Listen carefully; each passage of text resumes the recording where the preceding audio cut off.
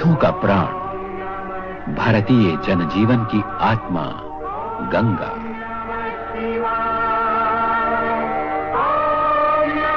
सात्विकता और मानवता की चिरंतन प्रेरणा देने वाली वरदायिनी, शिव स्वरूपिणी जीवन धारा। गोमुख में उद्गम होता है निर्मल धारा, जो कोटि कोटि भारतवासियों को जीवन देती है और जीवन का लक्ष्य भी। भगीरथ शिला गंगोत्री के पास। यही राजा भगीरथ ने गंगा अवतरण के लिए घोर तपस्या की।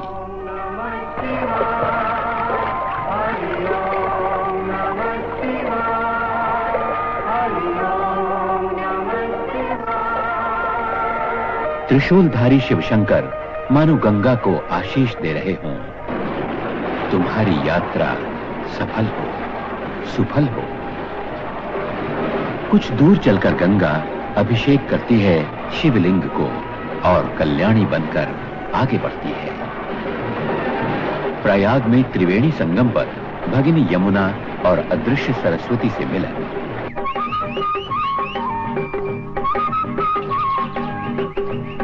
संगम का सूर्योदय सर्वोदय के पथ को, मनुष्य के अंतरतम को आलोकित करता सा लगता है। प्रेरणा देता है आत्मचिंतन की, आत्मदर्शन की। आत्मचिंतन का ही एक प्रयास है भारत में सदियों से होता आ रहा कुंभ पर्व।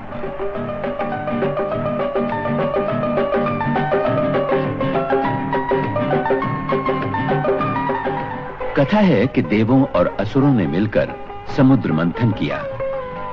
जब अमृत कुंभ प्रकट हुआ, तब विवाद हुआ, संग्राम हुआ। इसी संग्राम में कुंभ से 12 स्थानों पर अमृत बिंदु छलके।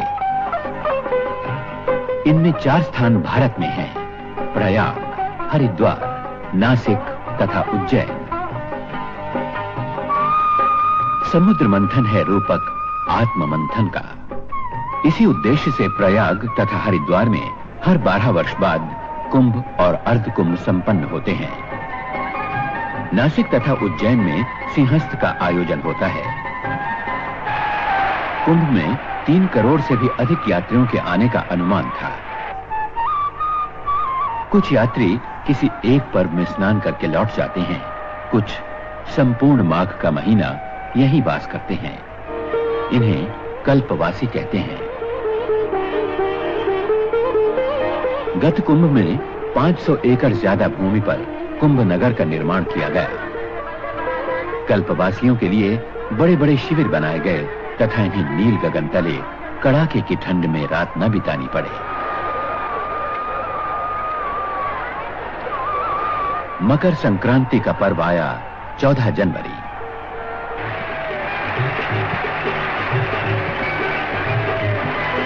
सूर्य चंद्र मकर संक्रांति पर मकर राशि में आते हैं। बृहस्पति लगभग 12 वर्ष के अंतराल से इसी अवसर पर मेष राशि में आते हैं। तब प्रयाग में कुंभ का सुयोग होता है। इसे महाकुंभ कहते हैं। सूर्योदय के पहले से ही अपार जन समुदाय पवित्र संगम स्नान के लिए उमड़ पड़ा। स्नान का शुभारंभ साधु संप्रदायों और अखाड़ों के शाही स्नान का एक सुनिश्चित क्रम निर्धारित है। साधु संतों और अन्य यात्रियों के लिए अलग अलग प्रशस्त मार्ग बनाए गए थे।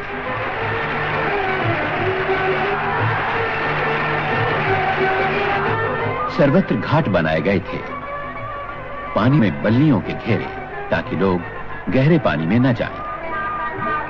सेना के जवान, नौसेना के गोताखोर और नौकाएं तथा निगरानी दल बराबर सतर्क रहे कि कोई डूबे नहीं। बड़े बूढ़े, बच्चे, नर नारी, लक्ष लक्ष यात्रियों ने स्नान किया।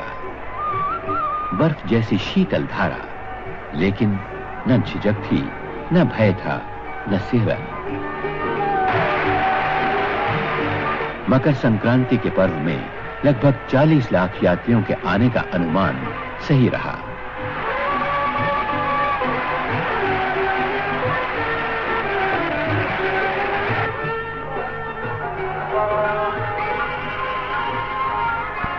विदेशी यात्रियों की संख्या अनुमान से भी अधिक रही। इनके लिए इतना बड़ा मेला एक नया ही अनुभव था।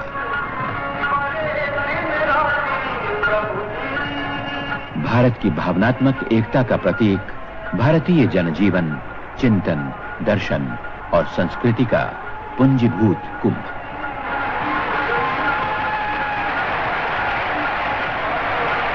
जनजागरण और नवचेतना का महान संदेशवाहक।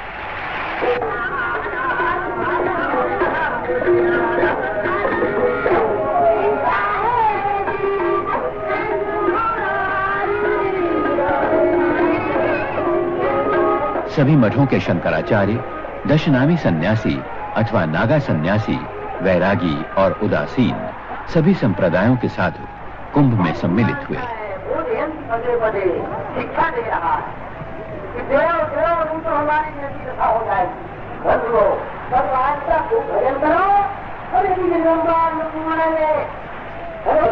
मेले की कुछ दिलकश झलकियां। महिलाओं को चूड़ियों का ऐसा रंग भंडार और कहां मिलेगा।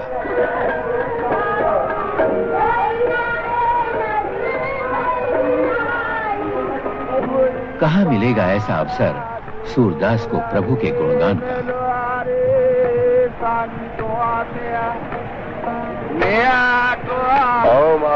कुंभ नगर में हजारों यज्ञोपवीत धारण संस्कार संपन्न हुए।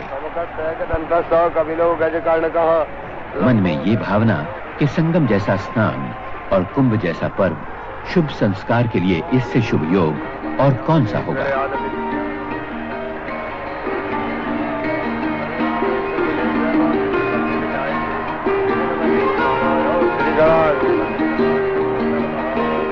गंगा और यमुना के कल कल स्वर के साथ एक रूप हो रहे थे गुजरात के गरबा और डांडिया रास के स्वर।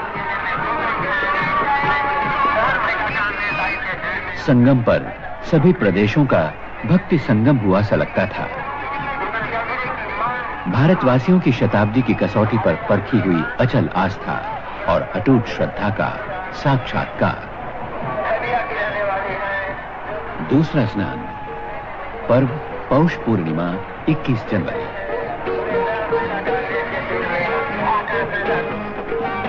अनुमान के अनुसार लगभग 25 लाख श्रद्धालु इसमें सम्मिलित हुए। फिर आई मौनी अमावस्या 6 फरवरी, कुंभ का सबसे बड़ा स्नान का पर्व। देश के कोने कोने से 1.5 करोड़ यात्री संगम पर आए। मौनी अमावस्या सोमवती होने के कारण इसका महात्म्य कई गुना अधिक हो गया। ऐसा सुयोग 72 वर्षों बाद आया था। ऐसे सुयोग में महाकुंभ पूर्ण कुंभ कहलाता है। इतने यात्री, लाखों करोड़ों, लेकिन आने जाने में कोई कष्ट नहीं। उत्तर प्रदेश राज्य सड़क परिवहन निगम ने 7,000 से भी अधिक बसों का इंतजाम किया था। रेलवे स्टेशन से मेला क्षेत्र तक 200 बसें दिन रात चलती रही। मेले के लिए 5 अतिरिक्त बस अड्डे बनाए गए। देश के कोने कोने से प्रयाग के लिए 1100 से भी ज्यादा रेलगाड़ियां मेले के लिए चलाई गईं ताकि आने या जाने में किसी को कोई कष्ट ना हो। मेले के अवसर पर इलाहाबाद शहर में सड़कों का सुधार किया गया। पीने के पानी का सर्वत्र प्रबंध था।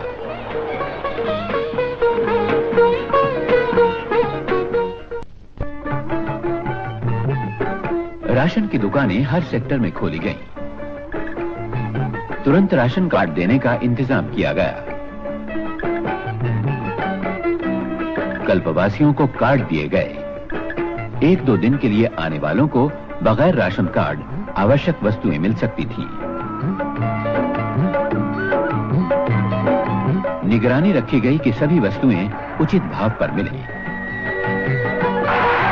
चौथा स्नान पर्व बसंत पंचमी 10 फरवरी। यात्रियों की संख्या लगभग 50 लाख। इतने यात्री कड़ाके की ठंड और बर्फ जैसी शीतल धारा में स्नान। कुछ यात्रियों के बीमार होने का खतरा तो स्वाभाविक ही था। कुंभ क्षेत्र में 100 बिस्तरों वाला एक मुख्य अस्पताल खोला गया और हर सेक्टर में एक 20 बिस्तरों वाला अस्पताल।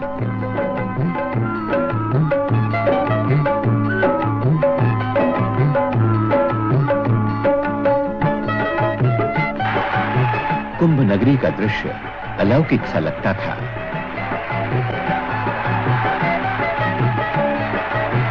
दान और पुण्य संचय का महापर्व, मन में उल्लास, उत्साह, कोई मैल नहीं, कोई अलगाव नहीं। पवित्र स्नान ने सारे मैल धो डाले। स्नान का क्रम अखंड रूप से चलता रहा। अभी जी भर कर डुबकियां लगा लो, ऐसा अवसर बार बार नहीं आता। कितनी गहरी हैं श्रद्धा और आस्था की जड़ें, अक्षय वट जैसी। कुंभ नगर की एक विशेषता, पुलिस और जनता के बीच ऐसा मित्रता का भाव और सहयोग कहीं देखने को नहीं मिलता। कुंभ क्षेत्र में 10,000 से भी अधिक पुलिस अधिकारी तथा कर्मी तैनात थे। मेले में लाखों लोग ऐसे थे जो हिंदी नहीं जानते थे। इनकी सुविधा के लिए सभी प्रदेशों के पुलिसकर्मी बुलाए गए थे। ये उनकी भाषा में उन्हें आवश्यक जानकारी और सहायता देते थे।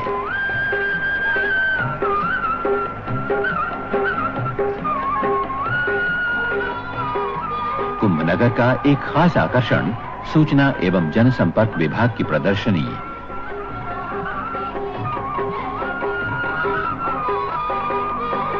राज्य तथा केंद्र सरकारों के 45 मंडप एक से एक सुंदर।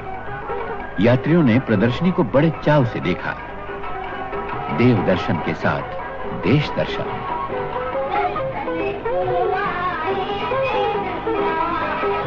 सांस्कृतिक कार्यक्रमों का भी आयोजन किया गया।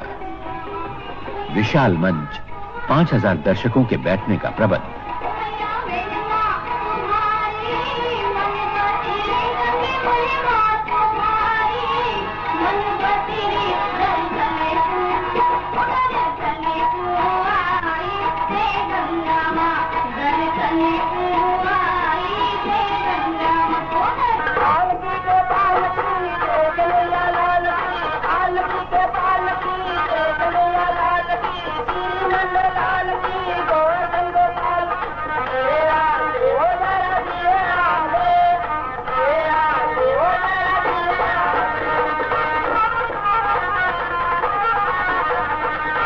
दिन कैसे उड़ गए पता ही न चला।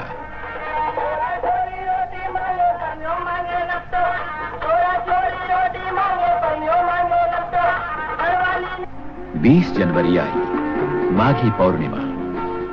चंद्र ग्रहण के कारण स्नान की महिमा और बढ़ गई। कल्पवासियों के व्रत की पूर्णता हुई माघ पौर्णिमा के स्नान से।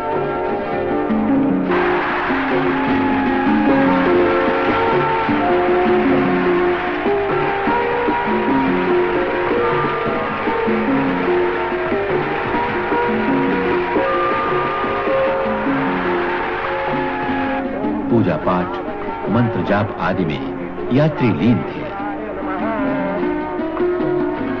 कोटि कोटि यात्री, उत्तर और दक्षिण के, पूर्व और पश्चिम के। किसने बुलाया इन्हें अपने घरों से इतनी दूर?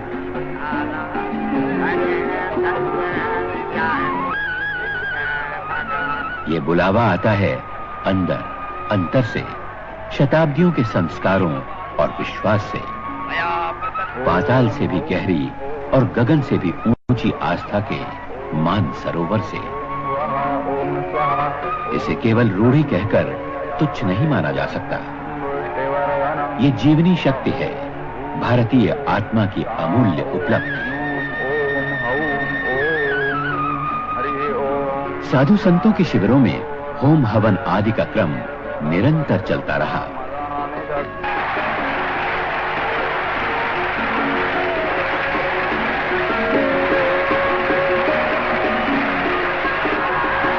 तीर्थराज आकर यहाँ के मंदिरों में दर्शन करने से भला लोग कैसे चूकते हैं।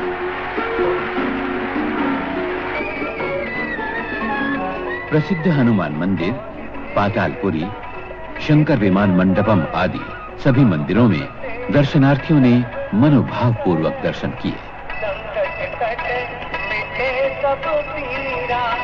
जो तुमरे हनुमत बदलेगा, जय जय जय हनुमान गोसाई।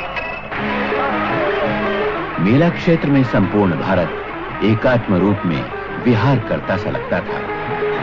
हर प्रांत के, हर वर्ग के, हर जाति के यात्री यहाँ एक रूप हो गए थे।